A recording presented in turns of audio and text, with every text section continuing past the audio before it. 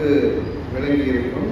இந்த பெண்ணியம் என்கின்ற சிந்தனை இலக்கியத்திற்குள் மிக காத்திரமாக வைத்தவர்கள் இந்த வானம்பாடி கவிஞர்கள் என்று நீங்கள் ஆய்வு செய்வதென்றால் கூட முதுகலை ஆய்வுக்கு கூட அப்படி தேர்வு செய்யலாம். ஏனென்றால் அப்படியான ஒரு சிந்தனை தரம் இங்கே இருக்கின்றது. மிக அற்புதமாக அவர்கள் எப்படி பெண்ணுக்கான மொழியை அவர்கள் படித்தார்கள், ஆண்கள் தான் பெண்ணுக்கான மொழியை படித்தார்கள், அவர்களுடைய கழகப் பொருளை முன்வைத்தார்கள். அது சொந்த பாத்திரமான அக்கடியாக இருந்தாலும் சரி, அருக்காணியாக இருந்தாலும் சரி. அருக்காணி கவிதை படிச்சுப்பாரு சிற்பியாவும். அந்த கவிதையினுடைய முடிவில் எழுதுவார், சின்னானின் தலைமையில் ஒரு கூட்டம் மேற்கு தொடர்ச்சி மலையில் ஒதுங்கியது அப்படின்னு. அது புரிஞ்சுக்கணும் அப்படின்னா உங்களுக்கு நக்சல் பாரியை தெரிஞ்சாதான் புரிஞ்சுக்கணும். நன்றி. அடுத்ததாக பூபாலம் அவர்கள் வருகிறார்கள். இவ்வளவு காத்திரமாக எழுதியவர்களுக்கு இயற்கையை பற்றி ஏதாவது பார்வை இருக்குமா? பெரிய புயல் அடித்ததென்றால் எல்லாவற்றையும் அடித்துக் கொண்டு போய்விடும் அல்லவா? அவர்களால் இயற்கை நின்று நிதானித்து ரசித்து அதனுடைய உணர்வுகளை எல்லாம் பேச முடியுமா? இன்று இருக்கக்கூடிய சுற்றுச்சூழல் பிரச்சனைகளை எல்லாம் அவர்கள் அன்றைக்கு பேசி இருக்கிறார்களா என்ற ஒரு கேள்வி நமக்குள்ளாக எழும். ஏன்னா இங்கே இருக்கிறது அடிப்படையாக 3-4 பிரச்சனை தான். ஒன்று மதம், இன்னொன்று சாதி, இன்னொன்று பாலின சமத்துவமின்மை, அடுத்தது சுற்றுச்சூழல் பிரச்சனை. இந்த 4 தான் மிகப்பெரிய பிரச்சனையாக இன்றைக்கு உருவெடுத்துக் கொண்டிருக்கிறது. இப்போ இந்த சூழலிய சிந்தனை அந்த 70களில் எழுதிய அந்த கவிஞர்களுக்குள் இருந்ததா என்பதை நாம் சிந்திக்க வேண்டும். நான் 90களில் கோயம்புத்தூருக்கு வந்த பொழுது எப்பவும் மழை பெஞ்சுட்டே இருக்கலாம், பாசம் பிடிச்சி போயிடும். பல்கலைக்கழகத்துக்குள்ள நிறைய காட்டாறுகள் ஓடி வரும். அதில் எப்பவுமே தண்ணீர் ஓடிட்டு ஒரு 4-5 மாதங்களுக்கு. அதுக்கு பிறகு அப்படி ஒரு இதே இல்லாமல் போயிடுச்சு. இப்போ திரும்ப இந்த ஆண்டு தான் திரும்ப அது போன்ற ஒரு காட்சியை நான் பார்க்குறேன். இப்போ 90ல் இருந்து இப்போ 2034 ஆண்டுகளுக்கு பிறகு திரும்ப அப்படி ஒரு காட்சியை நான் பார்க்கிறேன். அப்போ 70களில் அவர்கள் என்ன சிந்தித்திருப்பார்கள், அதனுடைய தொடர்ச்சியாக அவர்கள் சூழலியம் சார்ந்து இயற்கை சார்ந்து என்ன சிந்தித்திருப்பார்கள் என்பதையெல்லாம் நாம் உரையாடலுக்கு உட்படுத்த வேண்டும். அதுவும் கூட உங்களுக்கு ஒரு ஆய்வேற்கான ஒரு தரவாக இருக்கும் என்று நான் கருதுகின்றேன். பூபாலன் அவர்களை பேச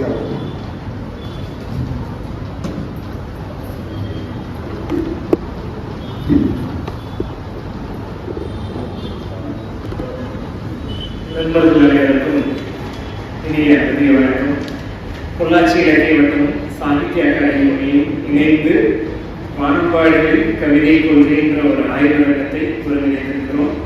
இன்று வானம்பாடியின் கவிதைகளை பற்றி தொடர்ந்து உரையாடி கொண்டிருக்கிறோம். நண்பர்களே, வானம்பாடி இயக்கத்தை பற்றின முழு வரலாற்றையும் செந்தில்குமார் அவர்கள் சொல்லிவிட்டார். வானம்பாடி இயக்கத்தினுடைய வல்லமையை பற்றி மஞ்சுளா தேவி அவர்கள் சொல்லிவிட்டார். அவர்களுடைய பெரிய சிந்தனை எப்படி இருந்தது அப்படின்னு மஞ்சுளா தேவி அவர்கள் ரொம்ப காத்திரமாக சொன்னாங்க. 70களிலேயே தோன்றிய ஒரு மிகப்பெரிய இயக்கம் தமிழ் கவிதை சூழலை தன்னுடைய கரங்களால் மிகப்பெரிய அசைவை உண்டு செய்த ஒரு இயக்கம் வானம்பாடி இயக்கம் அப்படின்னு சொல்லலாம். அப்படிப்பட்ட ஒரு இயக்கத்தை 90களின் குழந்தை நான் பிறக்கிறதுக்கு முன்னால ஒரு மாபெரும் எழுச்சியோட இயங்கின ஒரு இயக்கத்தை பற்றி பேசணும். இங்கே இருக்கக்கூடிய 2000 குழந்தைகளுக்கு மத்தியில் பேசணும், குழந்தைகளுக்கு மத்தியில் இன்றைக்கு பேசுவதற்கான பேசு பொருளாக கச்சா பொருளாக 70களிலேயே அவ்வளவு காத்திரமாக இயங்கி இருக்கிறார்கள் வானம்பாடி கவிஞர்கள் அப்படிங்கிறது தான் மிக முக்கியமான பார்வை. எத்தனையோ கவிஞர்கள் தோன்றியிருக்கலாம், இருந்தாலும் எத்தனையோ இயக்கங்கள் தோன்றியிருக்கலாம், எத்தனையோ சிற்றிதழ்கள் இதழ்கள் எல்லாமே தோன்றியிருக்கலாம், நடைபெற்றிருக்கலாம். வெறும் 22 இதழ்கள் மட்டுமே வெளியான வானம்பாடி இன்றைக்கும் நாம் பேசுவதற்கான பொருளாக இருக்கிறது. மஞ்சுளா தேவி அவர்கள் குறிப்பிட்டது மாதிரி விமர்சிக்கவும் பட்டுக்கொண்டே இருக்கிறது. இன்றைக்கு நவீன கவிதையில் எழுதுகிற ஒரு நவீன கவிஞர் ஒரு முறையாக தன் வாழ்க்கையில் வானம்பாடிங்கிற ஒரு குரலை உச்சரிக்காமல் இருந்ததுன்னு அந்த பெயரை உச்சரிக்காமல் இருந்தது. நானுமே நிறைய கல்லூரிகளில் பயிலரங்கங்களுக்கு கவியரங்கங்களுக்கு போகும்போதெல்லாம் கவிதை வரலாற்றை குறிப்பிடும் போது நான் தவறாமல் குறிப்பிடுகிற ஒரு பெயராக வானம்பாடி மரபு இருக்கு. எழுத்து மரபு போல, மணிக்கொடி காலம் போல வானம்பாடி அப்படிங்கிறது தமிழ் கவிதை வரலாற்றை எடுத்துக்கிட்டோம்னா அந்த பக்கங்கள்ல ஒரு நிரந்தரமான இடத்தை பிடித்திருக்கக்கூடிய ஒரு இயக்கமாக இருந்தது. அதுவும் நம்ம கொங்கு பகுதியிலிருந்து அந்த இயக்கம் தோன்றியது அப்படிங்கிறது நாம் எல்லாம் உண்மையிலேயே பெருமைப்பட்டுக் கொள்ள, மேலும் இங்கே இருக்கும் மாணவர்களுக்கு இவர்கள்லாம் சொன்னது மாதிரி ஆய்வுப்படுத்தக்கூடிய இன்னும் பல்வேறு பொருள்கள் வானம்பாடியுடைய எழுத்துல இருக்கு அப்படிங்கிறது மிக முக்கியமான செய்தியாக நான் பார்க்கிறேன். நண்பர்களே, உயிர்கள் எல்லாம் இயற்கையின் கொடைதான். இயற்கை இல்லை அப்படின்னா உயிர் சூழலே இல்லை, இந்த மண்ணில் உயிர்கள் இல்லை. அக்னிகள் இல்லை தவிர வேறு எந்த உயிர்களையும் இங்கே இடமில்லாமல் போயிருந்திருக்கும், இயற்கையின் கொடை இல்லாமல் போயிருந்ததுதான். அப்படி ஒரு கொடை இருக்கிறப்போ மனிதன் அந்த கொடையின் ஒரு அங்கமாக இருக்கிறான், இயற்கையின் ஒரு அங்கமாக தான் மனிதன் இருக்கலாம். சொல்லப்போனால் இயற்கையில் இருக்கக்கூடிய அந்த பஞ்சபூதங்களின் வடிவமாகவே மனிதன் உட்பட உயிர்கள் அனைத்து உயிர்களும் படைக்கப்பட்டிருக்கின்றன அப்படின்லாம். அப்போ மனிதனையும் இயற்கையும் ஒருபோதும் பிரிக்க முடியாது. மனிதன் அதற்கான வேலையை தான் செஞ்சுட்டு இருக்கிறான் அப்படின்னாலும் மனிதனும் இயற்கையும் ஒருபோதும் பிரிந்திருக்க முடியாது. மனிதனின் இயற்கை இல்லைன்னா இருக்க முடியாது இல்லையா? இந்த பூமியில் அவருக்கு இடம் இல்லை. இப்படி சூழல்ல சங்க காலம் தொட்டு தமிழ் இலக்கியத்தில் இயற்கை என்றைக்குமே ஒரு பாடுபொருளாக இருந்துட்டே இருந்தது. சங்க காலத்திலிருந்து நமது சங்கக்கவிகள் இயற்கையை விதந்தோதி கொண்டாடி கும்பிட்டு வணங்கி அதை ஒரு மிகப்பெரிய பொருளாகத்தான் பாடிட்டு வந்திருக்காங்க. அதற்கான தரங்கள் நிறைய இருக்கு. ஒவ்வொரு கவிஞனும் ஒவ்வொரு எழுத்தாளரும் படைப்பாளரும் இயற்கையின் ஒரு அங்கமாகத்தான் இருக்கிறான். இயற்கையை பற்றி எழுத வேண்டிய சூழல் இன்றைக்கு நமக்கு இருக்கிற அழுத்தத்துல ரொம்ப அதிகமாயிடும். குளோபல் வார்மிங்கிறோம், சுற்றுச்சூழல் சீர்கேடுகிறோம். இந்த பூமியில் இருக்கக்கூடிய எல்லா இங்கு இடுக்குகளையும் மனிதன் காலடி பட்டுவிட்டது. மனிதன் தன்னுடைய அறிவை இயற்கையை அழிப்பதன் மூலமாக தொடங்கிவிட்டான் அப்படின்னு சுற்றுச்சூழல் ஆய்வாளர்கள் எல்லாம் சொல்லிட்டு இருக்காங்க. இந்த காலத்துல சுற்றுச்சூழலை பற்றி பேச வேண்டிய தேவை மிக அதிகமாக இருக்கிறது. அன்றைக்கு எந்த சூழலை மிதந்து பாராட்டி அழகியலாக பார்த்து எழுதினார்களோ இன்றைக்கு அந்த சூழலை நாம் ஒரு பதைப்பதைப்போட பயத்தோட பேச வேண்டியது. நாளைக்கு நாம் வாழ்வதற்கான நிலத்தில் பச்சையா ஒரு தாவரம் இருக்குமா அப்படிங்கிறது கேள்விக்குரியாது. நமக்கு உணவை இப்போ இந்த இடத்துல சபரி முதல்ல பேசின ஒரு சொல்லிலிருந்து நான் எடுக்கணும் அப்படின்னு நினைக்கிறேன். அவர் உணவை பற்றி பேசினார். வீகன் டயட் அப்படின்னு வெஜிடேரியனை தாண்டி வீகன் டயட்டை பற்றி பேசினார். எப்பவுமே உணவுங்கிறது ஒரு தனி மனிதனுடைய தேர்வாக இருக்கும், இன்னொரு மனிதனுடைய திணிப்பா இருக்கக்கூடாது அப்படிங்கிறதுல நாம் ஒரு முன்முடிவோட இருக்கணும், தீர்மானத்தோட இருக்கணும். தனக்கான உணவை மனிதன் தனி மனிதன் தான் தீர்மானிச்சுக்கணுமே, இன்னொரு மனிதன் அதை கொண்டு வந்து திணிக்கவே முடியாது. நீங்க வீகன் டயட்டா இருங்க, வீகன் டயட் வந்துட்டு எல்லாரும் சொல்றாங்க வெஜிடேரியன் சொல்லலாம், நான் வெஜிடேரியன்ஸ் எல்லாம் வேல்யூ டயட்டை பத்தி பேசுறாங்க. இரண்டுமே சம அளவில் மனித உடலுக்கு நன்மை செய்யக்கூடியதுதான் இருக்கு. நிறைய ஆய்வாளர்கள் சொல்றாங்க மனிதன் ஒரு ஈருண்ணியா தான் இருக்கிறான் அப்படின்னு சொல்றாங்க. மனிதனுடைய பற்களுடைய அமைப்பை வச்சு பார்த்தோம்னா அவன் சைவமும் சாப்பிடவும் அசைவமும் சாப்பிடவும் சேர்ந்துமான ஒரு பிறவியாக தான் படைக்கப்பட்டிருக்கிறான் அப்படிங்கிற ஒரு கருத்து இருக்கு. நமக்கு இந்த கருத்துக்குள்ளெல்லாம் போய் ஆராய்ச்சி எல்லாம் பண்ண வேண்டாம். நமக்கு பிடிச்சதை சாப்பிடலாம், இதை சாப்பிட்டு இதை சாப்பிடாது அப்படின்னு சொல்றதுக்கான உரிமையை அரசாங்கத்துக்கோ அதிகாரத்துக்கோ தனி மனிதனுக்கோ யாருக்குமே இல்லை. அது தனி மனித சுதந்திரம். அந்த வகையில இந்த இயற்கை எல்லாமே கொடுக்கும் அப்படிங்கிற நம்பிக்கை பாரதியிலிருந்து எல்லாரும் சொல்லியிருக்காங்க. அன்பு செய்திகள் எழுதிய பாரதி சொல்லியிருக்காரு, ஊனுடலை வருத்தாது உணவு இயற்கை கொடுக்கும் அப்படின்னு பாரதி சொல்லியிருக்காரு. இந்த ஊனுடலை கஷ்டப்பட்டுலாம் நீங்க எதுவும் பண்ண வேண்டியதில்லை, இயற்கையே உங்களுக்கு தேவையான உணவை படைச்சிருக்கு கொடுத்துரும் அப்படின்னு சொல்லியிருக்காரு. அப்போ பாரதிங்கிற ஒரு நவீன கவிதையின் புதுக்கவிதையின் தொடக்க புள்ளியாக இருக்கிற பாரதியினுடைய கவிதைகளில் இயற்கை நின்று விளையாடு இல்லையா? இயற்கையின் பல்வேறு அம்சங்களை அவர் வந்து ரொம்ப புயல மலைய வானை எல்லாவற்றையும் ரொம்ப அழகாக பாடுகின்றார். ஞாயிறு எல்லாத்தையுமே மிக அழகாக பாடுகின்றார். பாரதி தான் மணம்பாடி இயக்கத்துக்குமே ஒரு முன்னோடி கவிஞனா இருக்கான். அப்போ மணம்பாடி இயக்கத்துல இயற்கையை பற்றின இந்த கூறுகளை பற்றி பேசியிருக்கிறாங்க, இயற்கை பற்றி என்னவாக பார்த்திருக்கிறார்கள் அப்படின்னா, இப்போ இவர் செந்தில்குமார் அவர்கள் பேசும்போது சொன்னாங்க மார்க்சியம் வானம்பாடியின் ஆதாரம் அப்படின்னு பேசினாங்க. புரட்சி அதிகாரத்தின் எதிர்குரல் அவர்களிடம் மிக நுணுக்கமாக வெளிப்பட்டது, அதுதான் ரொம்ப முக்கியமான குரலாக அவர்களிடம் இருந்தது அப்படின்னு பேசியிருக்காங்க. மஞ்சுளா தேவி அவர்கள் சொன்னாங்க கவிதை ரகசியமானதுன்னு வச்சுருந்த ஒரு கூட்டத்துக்கு அப்புறமா மிக சத்தமாக பேசிய தேவைக்கேற்ப காலத்தின் தேவைக்கேற்ப உருவான ஒரு குரல் வானம்பாடியின் குரல் அப்படின்னு சொன்னாங்க. குறிப்பாக எதிர்குரல் அப்படின்னாங்க. அதையும் தாண்டி எதிரில் இருப்பவனையும் தன்னுடைய கவிதைக்குள்ள இழுத்துக்கொண்ட குரல் அப்படின்னு சொன்னாங்க. அது எனக்கு ரொம்ப பிடிச்சிருக்கு. உண்மைதான். வானம்பாடி வந்துட்டு தான் மட்டுமே தனியாக உட்கார்ந்து பேசிக் கொண்டிருந்த ஒரு பிசுபிசுப்பான குரல் அல்ல, அது மேடையில் உறக்க நின்று பேசிய குரல். அது எதிர்த்து இருக்கவனே கவிதைக்குள்ள வா அப்படின்னு அழைத்து வந்து அவனையும் கவிதையும் ஒரு அங்கமாக நிறுத்திய ஒரு குரல் அப்படின்னு ஒரு நம்பிக்கையோட நான் இந்த புத்தகத்தை வாசித்தேன். நண்பர்களே, 70களில் வெளியான வானம்பாடி ஒரு பிரதி கூட கவிஞர் சிப்பிலியா அவர்களிடமே இல்லாத போது எனக்கு அதை வாசிப்பதற்கான வாய்ப்பை நான் சிப்பிலியாவிடம் ஒரு இதழ் வாசிச்சிருக்கேன், சிவமணி ஐயா பார்த்துருக்கேன். எங்களுக்கே பொள்ளாச்சி இடத்துக்கு சில இதழ்கள் கிடைச்சி வாசிக்கிறதுக்கான அப்படி எங்கேயோ அங்கொன்றும் இங்கொன்றுமாக வாசிக்க கிடைத்த வானம்பாடி கவிதைகளை முனைவர் வஜ்ராதேவி அவர்கள் தான் ஒரு மிக அழகான தொகுப்பாக தொகுத்து காவியா பதிப்பகத்தால் வெளியிடப்பட்டிருக்கிறது. அந்த புத்தகம் தான் எனக்கு இன்றைக்கு ரொம்ப உதவியாக இருந்தது பேசுறதுக்கு. 2013 முதல் பதிப்பாக வெளியான அந்த தொகுப்பு இப்போ பதிப்பில் இல்லைன்னு நினைக்கிறேன். அதை மீண்டும் கொண்டு வரதை அவங்க சொல்லியிருக்காங்க. கொண்டு வந்தால் ரொம்ப நல்லது. ஏன்னா தமிழ் கல்வி வரலாற்றில் அளிக்க முடியாத கடத்தை பதித்த வானம்பாடி கவிதைகள் தேர்ந்தெடுக்கப்பட்ட ஒரு 176 முக்கியமான கவிதைகள், சற்றேறக்கூடிய எல்லா கவிஞர்களையும் உள்ளடக்கிய ஒரு கவிதை தொகுப்பாக இந்த கவிதை தொகுப்பு இருந்தது. கட்டுரைகளும் இதில் இணைக்கப்பட்டிருக்கு, விமர்சனங்களும் இணைக்கப்பட்டிருக்கு. அப்படிங்கும் போது இது ஆய்வு மாணவர்களுக்கும் கவிதை ரசிகர்களுக்கும் மிக முக்கியமான ஒரு கையேடு மாதிரி இது இருக்கும். அதனால இதை மீண்டும் கொண்டு வரணும் அப்படின்னு கேட்டுக்கிறேன். எல்லாரும் ரொம்ப ஆழமாகவே வானம்பாடி பற்றி இருவரும் பேசிட்டாங்க. நான் செய்ய வேண்டியது கவிதைகளை உங்களிடம் அறிமுகப்படுத்த வேண்டியது. வானம்பாடி 70களில் எழுதப்பட்ட கவிதைகள்ல எப்படி இயற்கை இருந்ததா இல்லையா, அதுதான் நான் சொல்லணும்னு நினைக்கிறேன். வானம்பாடி வந்துட்டு மானுடம் பாடிய வானம்பாடிகள் தான் குறிப்பிடப்பட்டாங்க. மனிதத்தை பாடினார்கள், விடுதலையை பாடினார்கள், புரட்சியின் குரலை உரத்து பாடினார்கள், சமூகத்தை பற்றி அதிகமாக பாடினார்கள். இது எல்லாத்துலேயும் இயற்கை ஒரு அங்கமாக இருந்தது அப்படிங்கிறது இந்த 176 கவிதைகளையும் படித்த போது தெரிஞ்சது. எங்கேயுமே அவர்கள் இயற்கையை விட்டு விலகலை.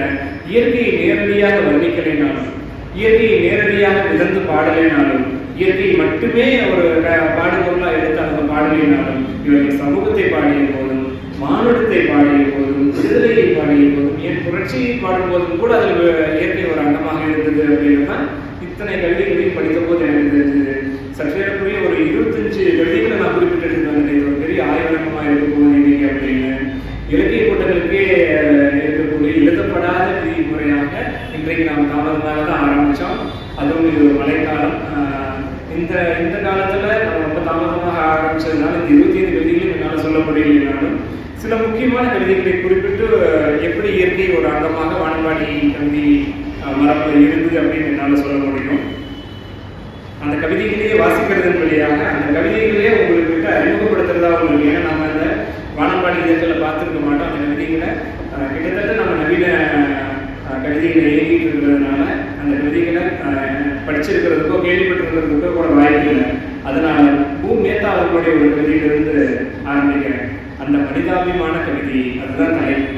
கிழக்கு வானம் வெளுத்து சிவக்குமா, சிவந்து வெளுக்குமா?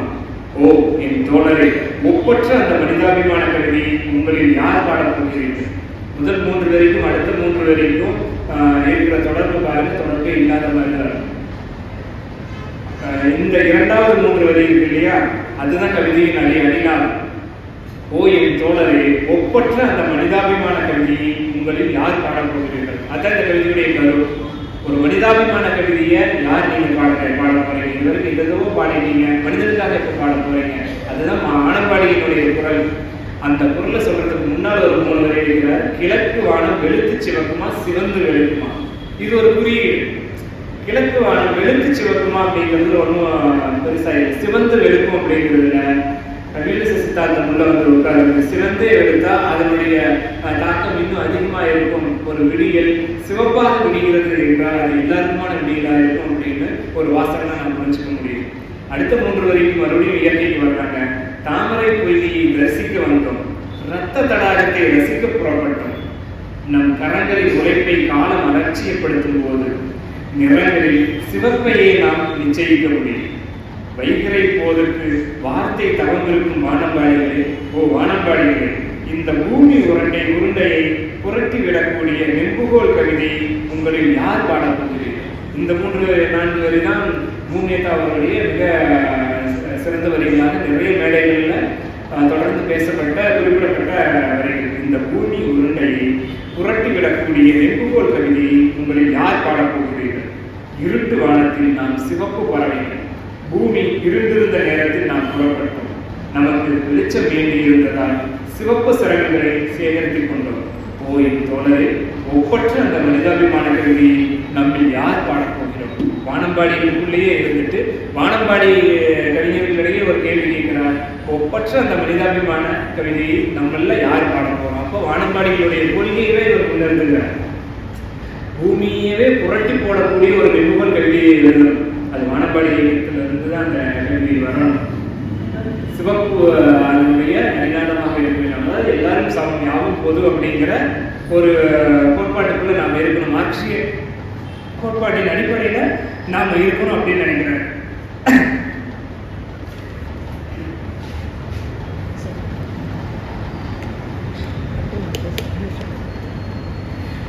இந்த கவிதையில இயற்கைக்கு எப்படி இடம் கொடுத்திருக்கிறார் அப்படின்னு பாருங்க. ஒரு ஒப்பீடாக, ஒரு உவமையாக இயற்கையின் ஒரு அங்கத்தை கொண்டு வந்து இந்த மனிதாபிமான மானுடன் பாடி கவிதைக்குள்ள கொண்டு வந்து மூமையாக வச்சிருக்கிறாரு. அடுத்ததாக கங்கை கொண்டான் அவர்களை பற்றி வச்சுலாதேவி அவங்க சொன்னாங்க. அவருடைய ஒரு கவிதையை சொல்றேன்.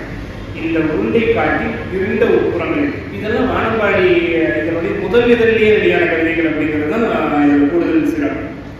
நிலவு பூக்கள் உதிர்ந்து மடிகின்றன. காட்டாறுகளின் கண்மூடி பிரவாகம் எங்கள் திணைப்பயிர்களை இழுத்துச் செல்கிறது. மழை போட முடியாத மனித மரங்களில் தேனடை கண்கள் தேம்பி வருகின்றன. இயற்கை எப்படி வந்து இந்த நிலையில் உட்கார்ந்திருக்கிறார்.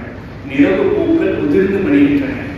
காட்டாறுகளின் கண்மூடி பிரவாகம் எங்கள் திணைப்பயிர்களை இழுத்துச் செல்கிறது. மழை போட முடியாத மனித மரங்களில் தேனடை கண்கள் தேம்பி வருகின்றன. கரும்பு குயில்களின் சிவப்பு ரத்தத்திற்கு வல்லூர் பேய்கள் வாய் விளக்கின்றன. பிளந்த வாய்களின் வீடங்களில் அப்பாவி குயில்கள் நாடோடி பாடல்களை அரங்கேற்றுகின்றன.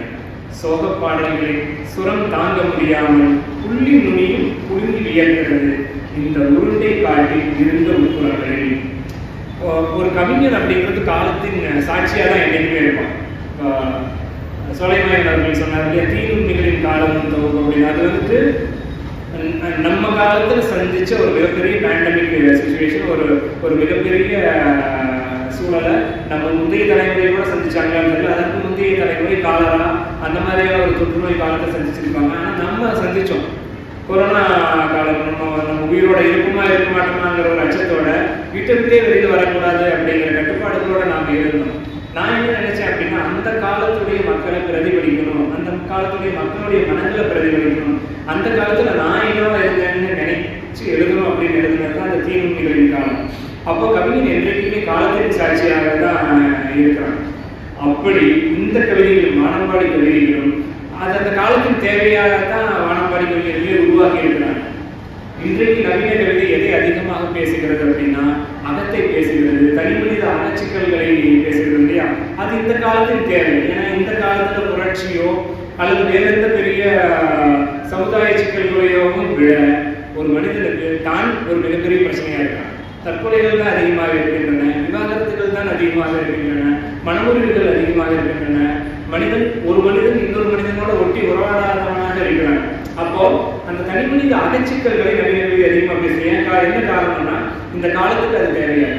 அப்படி வானம்பாடியின் காலத்துல வானம்பாடிக்கு என்ன தேவையோ அதை இந்த வானம்பாடி கவிஞர்கள் அதிகமாக எழுதியிருக்கிறார்கள். அது அந்த காலத்தின் சாட்சியாக இருக்கிறது. அந்த காலத்தின் சாட்சியில் கூட அவர்கள் இயற்கையை விட்டு விலகி வரவில்லை. இயற்கையை தங்களோட ஒரு பயணத்தின் அங்கமாகவே வைத்திருந்தார்கள் அப்படிங்கிறது தான் இங்க செய்தியை நாம் கவனிக்க வேண்டிய ஒரு செய்தி. வானம்பாடி கவிஞர்கள் மிக முக்கியமான ஒரு எங்களுடைய தாய்ப்பறவை அப்படின்னு சொல்லக்கூடிய கவிஞர் சிப்பையா அவர்களுடைய ஒரு கவிதையை இந்த தொகுப்புல வாசிச்சேன். மதுரை வீரன் தலைப்பு. புதுச்சேரை கட்டிய பூவரச நிழலில் மதுரை வீரன் கொழுவீற்றிருந்தார். இயற்கையில இருந்துதான் மதுரை வீரனே கொண்டு வந்து நிறுத்துறார். களம் எங்கோ அதிர்ந்தது, கனைப்பொடி இருந்தது, குளிர்விற்று பாயும் குளம்படி சட்டம், கலகலத்திட்டன கத்தி முனைகள். இப்படிதான் அவர் ஆரம்பிக்கிறார். கவிஞர் சிப்பியா வானம்பாடி கவிஞர்கள் மிக முக்கியமானவராக இருந்தார். அதற்கப்புறம் இன்றைக்கு வரைக்கும் நவீன கவிதை இயக்கம் வரைக்கும் அவர் தன்னுடைய கவிதை பரப்பை மிகப்பெரிய பரப்பில் விரித்து கொண்டார் அப்படிங்கிறதுனால அவருடைய அதற்கப்புறமான சில கவிதைகளை கிட்டத்தட்ட ஒரு 10 தொகுப்புகளுக்கு மேலே படிச்சிருக்கேன். அவருடைய மொத்த கவிதை தொகுப்புகளையும் படிச்சிருக்கேன். அதிலிருந்து சில கவிதைகளுக்கு எடுத்து பார்த்தா இயற்கையோடு அவர் என்றைக்குமே இணைந்துதான் இருந்திருக்கிறார். இயற்கையை விட்டு விலகியே வரவே இல்லை. ரொம்ப ஆச்சரியமான ஒரு புள்ளி. ஒரு புது கவிஞன் நவீன கவிதை காலம் வரைக்கும் தொடர்ந்து கவிதையிலையும் எழுத்துலையும் நீங்கிக் கொண்டே இருப்பவர் இயற்கையை விட்டு விலகி வரவே இல்லை. அவருடைய ஒரு கண்ணாடி சிறப்பு உள்ள பறவை அப்படிங்கிற கவிதை தொகுப்பு முழுக்க முழுக்க சுற்றுச்சூழலை பற்றி எழுதப்பட்ட கவிதை தொகுப்பு. எங்கிருந்து வந்திருக்கார்? வானம்பாடி இயக்கத்திலிருந்து, வானம்பாடி மரபிலிருந்து, அதிகாரத்துக்கு எதிரான குரலிலிருந்து, மாநிலத்தை பாடுகின்ற ஒரு தொழிலிருந்து வந்தவர் இயற்கையை பற்றி ஒரு தனி தொகுப்பை வெளியிட்டிருக்கார். அவருடைய பல கவிதைகளில் அவருடைய சாகித்ய அகாடமி விருது பெற்ற ஒரு கிராமத்து நதி அந்த தலைப்பிலேயே இயற்கை கொஞ்சி விளையாடு. அவர் அதில் சொல்லியிருப்பாரு, என்னிலிருந்து என் அந்தரங்கங்களின் ஊற்றுக்கண் திறந்து என் மார்புகள் புல்லரித்து என் இரத்த குழாய்களில் புல்லும் பூவும் மணந்து என்னை முழுக்காட்டி என்னையே கரைத்துக் கொண்டு அங்கிருந்து வருகிறது இந்த நதி. அவருடைய கிராமத்து நதியை பற்றி எழுதுகிறார். அந்த நதி வேற எங்கேயோ வருது, ஏதோ மலையில இருந்தெல்லாம் வரல, எனக்குள்ள இருந்து தான் வருது, என்னோட ரத்தத்துல இருந்து வருது, என்னுடைய ஆன்மாவில இருந்து வருது அப்படிங்கிறார். அப்போ தன்னுடைய உடல் இயற்கையின் ஒரு கொடை, தன்னுடைய உயிர் இயற்கையின் ஒரு அங்கம் அப்படின்னு ஒரு கவியை உணர்ந்தார். அவருடைய இன்னொரு கவிதையில பார்த்தேன், பூக்கள் பகலிலும் எரியும் விளக்குகள் அப்படின்னா, காய்கள் மரத்தின் இளம் செயல்கள் அப்படின்னா, அடுத்த வரிதான் நம்ம கடைசி வரிதான் ரொம்ப முக்கியம், கனிகள் வரும் சந்ததியின் தாய்கள் அப்படின்னா. இந்த தொலைநோக்கு பார்வை இயற்கையை உற்று கவனிக்கிற ஒரு கவிஞனால் மட்டும்தான் முடியும். அப்படி உற்று கவனிச்ச ஒரு படைப்பு தான் இந்த படைப்பாக இருந்தது. இன்னொரு கவிதையில் அவர் எழுதியிருந்தாரு, மனிதன் பிறக்கும் முன் இந்த பூமி, பூச்சிகள், பறவைகள், புற்கள், பூண்டுகள், யானைகள், புலிகள், மான்களுக்குத்தானே சொந்தம். உண்மையிலே இந்த பூமிக்கு மிக கடைசியாக வந்த உயிரினம் மனித இனம் அப்படிங்கிறது தொடர்ந்து நம்ம பேசிக்கிட்டே தான் இருக்கிறோம். அப்போ மனிதன் வர்றதுக்கு முன்னால் இந்த பூமி யாருக்கு சொந்தமா இருக்கு? இந்த உயிரினங்களுக்கு தானே சொந்தமா இருந்ததுன்னு ஒரு கவிஞன் சொல்றாரு. தான் ஒரு மனிதன் எனக்கு தான் இந்த இடம் சொந்தம் அப்படிங்கிற சுயநலம் இல்லாம எல்லா உயிர்களுக்கும் சொந்தமானது தான் இந்த இயற்கை. அதுல நாம் ஒரு அங்கு, அவ்வளவுதான், நாம் ஒரு புள்ளி, அவ்வளவுதான் அப்படிங்கிற ஒரு மிகச்சிறந்த பார்வை கவிஞருக்கு இருந்திருக்கிறது அப்படிங்கிறது ரொம்ப முக்கியம். முதல் இதழிலேயே இத்தனை இயற்கையோட இணைந்த கவிதைகளை நான் வாசித்தேன். அடுத்தடுத்த இதழ்களையும் ஆச்சரியம் காத்திருந்தது அப்படின்னு தான் நான் சொல்லணும். கவிஞர் ஆதி அவர்களுடைய முட்டை அப்படிங்கிற ஒரு கவிதை, கவிஞரின் இதய வானத்தில் நெருப்பு பறவை சிறகை விரித்தது, புறத்தை குதித்து பூமியை பார்த்தது, காற்றோடு காற்றாய் கலந்து நீந்தியது, நீந்தும் பறவையின் நெருப்பு வெளிச்சத்தில் உலகம் நனைந்தது, நனைந்த உலகம் ஞானத்தீயில் மூழ்கி எழுந்தது, எழுந்த உலகம் எக்களிப்போடு நடக்கும் நடையும் நாதம் கேட்டது, கேட்ட நரிகள் கிடுகிடு கிடுவென கீழே விழுந்து தண்டமிட்டன, செம்மாப்போடு செல்லும் உலகம் சிந்தனைக்குள்ளே தேங்கியும் சிந்தனை வாகனமாம் எழுத்தின் உள்ளே இயங்கியும் கிடக்கின்றன, கிடப்பு கிடப்பா என்றும் இருக்குமா, கிடப்பு நடக்க தொடங்கும் காலம் ஞானத்துள் தெரிகிறது. இது ஒரு புது கவிதையை மட்டும் என்னால் பார்க்க முடியுது. இதுக்குள்ள நவீன கவிதையின் ஒரு கூறும் இருக்குது அப்படின்னு என்னால் சொல்ல முடியும். முதல் வரிகளில் இயற்கையை பற்றி அவர் பாடினார். அடுத்தடுத்த வரிகளில் மனிதனுக்குள்ள இறங்கிட்டாரு. மனிதனுக்குள்ள மட்டும் இல்லாமல் எழுத்துக்குள்ளே இறங்கிட்டாரு. ஒரு எழுத்தாளர் என்னவாக எழுதலாம், ஞானம் எங்கிருந்து பிறக்கிறது அப்படிங்கிறதையும் அவர் சொல்லியிருக்கிறது என்னால் பார்க்க முடிஞ்சது. நமக்கெல்லாம் மிக அனுபவமாக தெரிந்த அப்துல் ரஹ்மான் அவர்களுடைய கவிதை, அவரும் வானம்பாடி இளைஞர்களில் ஒருவராக இருந்தார். கண்ணி என்ற கவிதை, வேலின் இதய புழுக்கத்திலே விழிகள் வேர்த்து வருகின்றன, நம்பிக்கை வானம் இடிகிறது, சில நட்சத்திரங்கள் உதிர்கின்றன, அருந்தும் குழந்தை இல்லாத இரு அனாதை முளைப்பால் சுரைகின்றது, அருந்தும் குழந்தை இல்லாத இரு அனாதை முளைப்பால் சுரைகின்றது. இன்னொரு உபமானம் பாருங்க, இன்னொரு காட்சி படிவம் பாருங்க. நெருப்பு புரட்சி யாகங்களில் நெய்யை இலைகள் சொருகின்றன, மயானம் நோக்கி கனவுகளில் மௌன ஊர்வலம் நடக்கின்றது, வண்டுகள் உறிஞ்ச வராததனால் மலர்கள் மதுவை உமிழ்கின்றன, ஞாபக கோயில் சன்னதியில் சுய ஞான குளியல் நடக்கிறது அப்படின்னு. இவருமே தொடர்ந்து இயற்கையோடைய அதுக்கப்புறம் கசல் கவிதைகளை, ஹைக்கூ கவிதைகளை மிகச்சிறப்பாக எழுதி அறியப்பட்ட கவிஞராக இருந்தாலும் வானம்பாடி கவிதை இயக்கத்திலையும் இயற்கையையும் அந்த சந்த நயத்தையும் இந்த இடத்துல இந்த வானம்பாடி கவிதைகள்லாம் வாசிக்கும் போது ஒன்று தெரிஞ்சது, மரபு கவிதையிலிருந்து மரபிலிருந்து உடைத்து எழுந்து வர புதுக்கவிதை கவிஞர்களாக தான் இவர்கள் இருந்தார்கள்னாலும் இவர்கள் எல்லாரும் மரபு தெரிந்தவர்களாக இருந்திருக்கிறார்கள். மரபில் இருக்கக்கூடிய சாதக பாதகங்களை அறிந்தவர்களாக இருந்திருக்கிறார்கள் அப்படிங்கிறத சிற்பியாவுடைய கவிதைகளை முழுக்க வாசிக்கும் போதும் அது நன்றாக தெரிகிறது. மரபை முழுக்க அறிந்து அதிலிருந்து வெளியேறுவது. மரபை படிக்க முடியாம அதிலிருந்து வெளியேறுவதில்லை, வெளியில் நின்று கொண்டு மரபை பார்ப்பதில்லை, மரபுக்குள் இருந்து கொண்டு மரபை எதிர்த்து கொண்டு வெளியேறுவதில்லை அப்படின்னு தான் சொல்லணும். இவங்களுடைய புதுக்கவிதைக்குள்ள நவீன கவிதையின் கூறுகள், சென் கவிதைகளின் கூறுகள், ஹைக்கூ கவிதைகளின் கூறுகள் எல்லாத்தையுமே இருக்கிறத நம்மளால பார்க்க முடியும். நவீன கவிதை இருக்கிற ஒரு இடத்துல, சென் கவிதை இருக்கிற ஒரு இடத்துல, ஹைக்கூ கவிதை இருக்கிற ஒரு இடத்துல இயற்கை எப்படி இல்லாமல் போகுது. அப்படிதான் வானம்பாடி கவிதைகளுடைய எல்லா கவிதைகளிலும் ஒரு முக்கியமான பிரதானமான பேசும் பொருளாக இயற்கை இல்லை அப்படின்னாலும் எதை பேசினாலும் அதில் இயற்கை காட்சி ஒன்று இருக்கிறது அப்படிங்கிறத நான் என்னுடைய சிறிய வாசக பரப்பில் தெரிந்து கொண்டது. கவிஞர் இளம்பூருடைய கவிதையை பற்றி சொன்னாங்க. என்னுள் புது வெள்ளம், இதயத்தில் புல்லறிவு. இதயத்துல ஒரு எண்ணம் தோன்றுகிறது அப்படிங்கிறத என்னுள் புது வெள்ளம்னு இயற்கையில இருந்து தான் இணைக்கிறார்.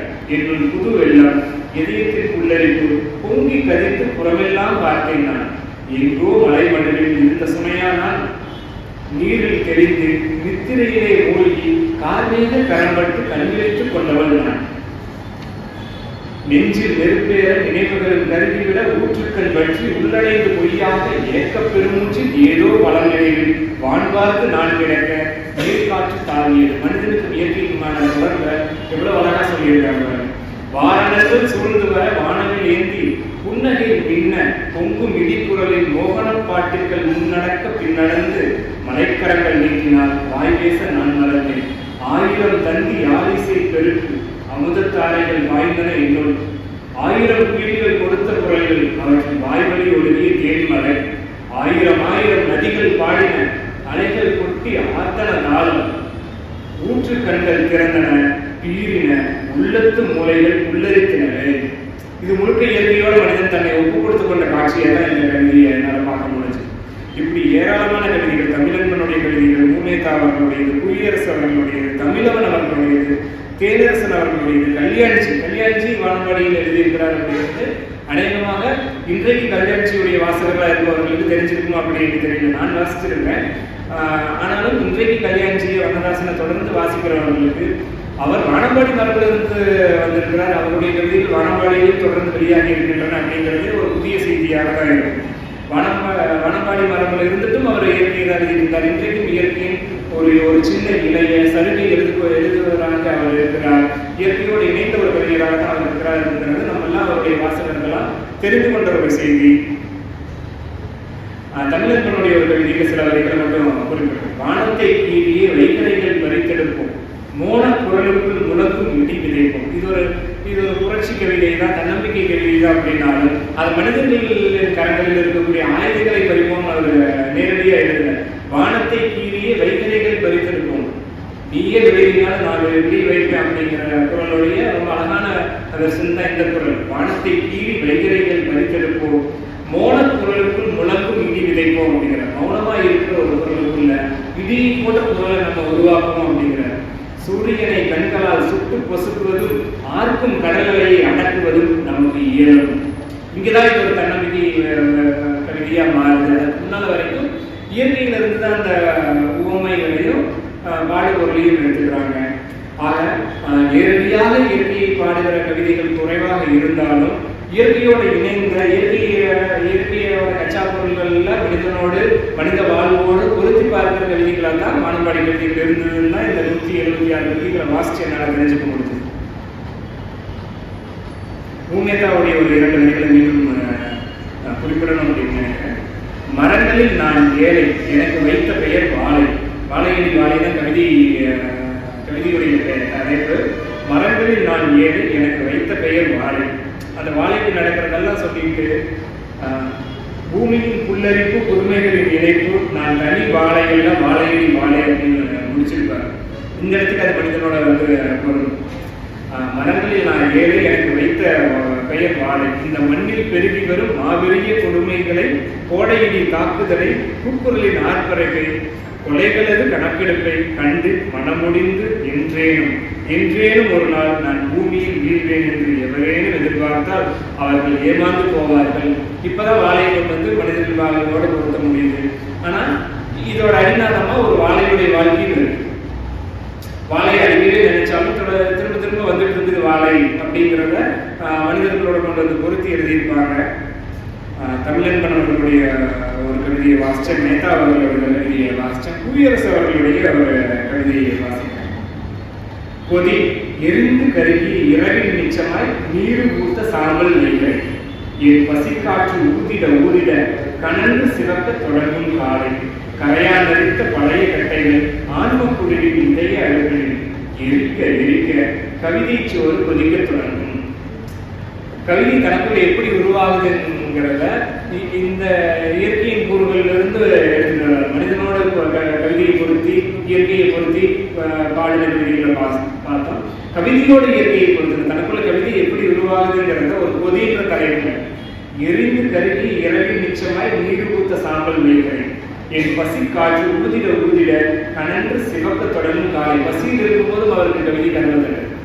கரையா நெறித்த பழைய கட்டைகள் ஆன்ம குடிலின் இதய அடுப்பில், கரையா நெறித்த பழைய கட்டைகள் ஆன்ம குடிலின் இதய அடுப்பில். கரையா நெறிக்கிற அளவுக்கு அவருடைய சூழல் இருந்தாலும் வீடு இருந்தாலும் ஆன்ம குடிலோட கதவை தட்டுற அளவுக்கு கட்டைகள் வச்சிருக்கேன். எரிக்க அந்த எரிக்க கவிதை சோறு கொதிக்க தொடங்கும். தன்னுடைய ஆன்மாவை உருக்கி பசியில் இருக்கக்கூடிய தன் பயிரை பொருட்படுத்தாது கவிதைகளை படைத்த ஒரு குரலாக வானம்பாடியின் குரல் இருந்தது அப்படின்னு இங்கே என்னால் எடுத்துக்க முடிஞ்சது.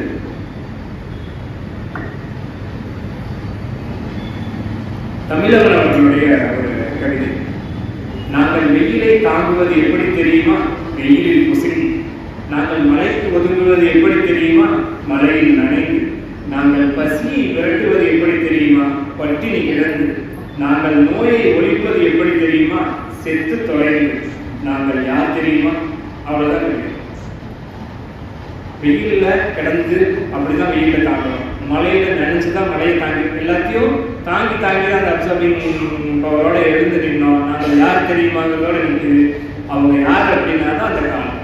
அந்த காலத்துல பசி ஒரு மிகப்பெரிய பிரச்சனையாக இருந்தது, அதிகாரம் மிகப்பெரிய பிரச்சனையாக இருந்தது, விடுதலை மிகப்பெரிய வேட்கையாக இருந்தது. அது எல்லா சாதியில இருந்து இருக்கலாம், மதத்தில் இருந்து இருக்கலாம், எல்லாத்துல இருந்தும் ஒரு விடுதலை மிகப்பெரிய வேட்கையாக இருந்தது. இது எல்லாத்தையும் சேர்த்துதான் அந்த காலத்தை இங்க பதிவு பண்ணியிருக்கேன் அப்படின்னு நினைக்கிறேன். இன்னும் நிறைய கவிதைகள் இருக்கின்றன. நான் கல்யாணி கவிதையோட இதை நிறைவு செய்யலாம் அப்படின்னு நினைக்கிறேன்.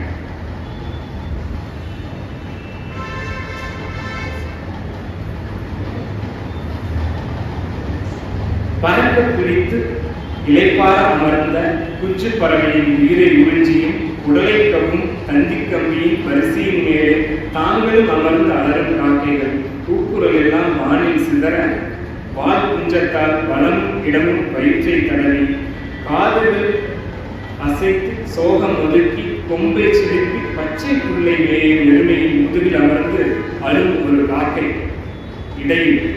இடையில் அழகை திருப்பி எருமை மாட்டி ஆசனம் கொத்தி சேவகம் பண்ணும். இது ஒரு காட்சி தான். ஆனால் உதயகுமார் காவியம் இதுக்கு பெயர் வச்சிருக்கிறாரு. அந்த காப்பியுடைய பணி வேற, தேவை வேற. ஆனா அது தன்னுடைய உபபணியா எருமை மாட்டின் ஆசனம் கொத்தி சேவகம் பண்ணும் அப்படிங்கிறாரு. இந்த காப்பியும் எருமை மாட்டியும் யார் கூட வேண்டுமானாலும் எந்த சம்பவத்துக்கு கூட வேண்டுமானாலும் நம்ம பற்றி பார்த்துக்க முடியும் அப்படிங்கிற மாதிரி தான் இந்த கவிதை இருந்தது. இன்னும் நிறைய கவிதைகள் இயற்கையினுடைய பொருட்பாடு இந்த 126 கவிதைகள் கிட்டத்தட்ட 27-28 கவிதைகள் என்னால் எடுக்க முடிஞ்சது. நேரடியாக இயற்கையோட தொடர்பு உள்ள கவிதைகள் அப்படின்னு. அது இல்லாமல் ஒரு வரியாவது ஆற்றை பற்றியோ, நீரை பற்றியோ, இயற்கையை பற்றியோ, மரத்தை பற்றியோ, பறவையை பற்றியோ, ரொம்ப சொல்ல போனா பறவையை பற்றின கவிதைகள் நிறைய. பறவை ஏதாவது ஒரு வகை, அது நெருப்பு பறவையா இருக்கலாம், அக்னி குஞ்சா இருக்கலாம், ஏதாவது ஒரு இடத்துல பறவையை பற்றின ஒரு சொல் இங்க வந்துருது, மரத்தை பற்றின ஒரு வரி இங்க வந்துருது. இப்படி வானம்பாடிகள் எதை பாடினாலும் அதில் இயற்கை தன்னளவில் ஒரு ஒரு பூரணத்தோடு அங்கே நிறைந்திருந்தது அப்படிங்கிறது தான் இந்த கவிதைகளெல்லாம் வாசித்த போது எனக்கு கிடைச்ச ஒரு தகவலாக இருந்தது. மனிதன் ஒருபோதும் இயற்கையை விட்டு விலக முடியாது. போலவே படைப்பாளர் ஒருபோதும் சூழலை விழுந்து இருக்க முடியாது. நம் காலத்தில் வானப்பாடி காலத்துல நீங்க நவீன காலத்துக்கு வந்துருக்கணும். நம் காலத்தில் அந்த தேவை இன்னும் அதிகமாக இருக்கிறது. நாம் இன்னும் தொடர்ந்து சூழலுக்கு ஆதரவான குரலை, சுற்றுச்சூழல் அழிப்புக்கு எதிரான ஒரு குரலை நம்மளுடைய படைப்புல படைச்சுட்டே இருக்கிறவங்கள நாம் இருக்கணும் அப்படிங்கிறது தான் நம்முடைய முன்னோடிகளான வானம்பாடிகள் நமக்கு சொல்கிற ஒரு செய்தியாக இந்த உரையின் நிறைவாக நான் சொல்லுகிறேன். நாம் இன்னும் இன்னும் எழுத வேண்டும். வானம்பாடியை போல இன்னும் பல இயக்கங்கள் தேவைப்படுகின்றன. அதற்கான தேவை இந்த காலத்தில் இருக்கிறது. இந்த வாய்ப்புக்கு